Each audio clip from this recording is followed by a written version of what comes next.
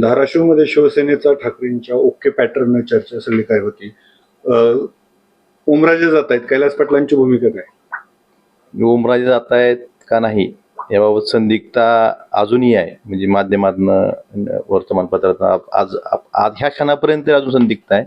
आणि आमचा पक्ष एकसंघ राहावा हा प्रयत्न माझा कालही चालू होता आणि शेवटपर्यंत राहणार आहे.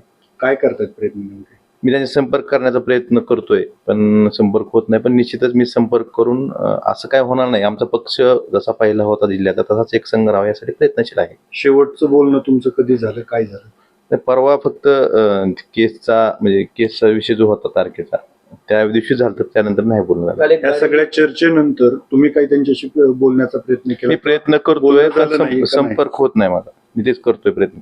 काल एक गाडी पुणे विमानतळावर होती, ती कैलास पाटलांच्या नावावरती होती. गाडी असेल तर मग आरसी बुक दाखवा तुम्ही, कोणाच्या नावावर आहे अशी चांगली गोष्ट आहे. असं काही हवेतल्या गप्पा मारत जाऊ नका. कुणाच्या नावावर गाडी होती, काय होती, मग आरसी बुक कळतं ना. तुम्ही एखादी गोष्ट बोलण्याआधी त्याची खात्री करत जावा. असले तर तुम्ही आरसी बुक दाखवायला पाहिजे होतं. ही गाडी तिथं होती, हे त्याचं व्हिज्युअल, हा तुमचा नाही मग दाखवा ना मला. त्या गाडीचा नंबर सांगा, मग त्यानंतर त्या गाडीचा आरसी बुक दाखवा. आता ऑनलाईन कुठल्याही गाडीची कुणाच्या नावावर कळते.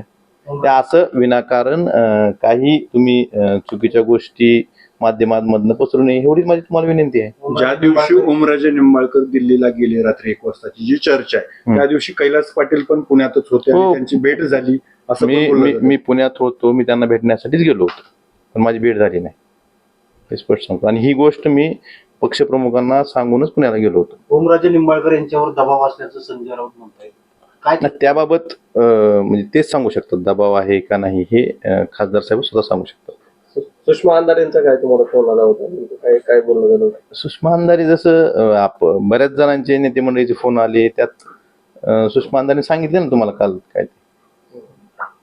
खरं तर आता मी त्यांना ज्या गोष्टी खऱ्या आहेत किंवा ज्या वाटतात ते मी मोकळेपणे त्यांना बोललो होतो.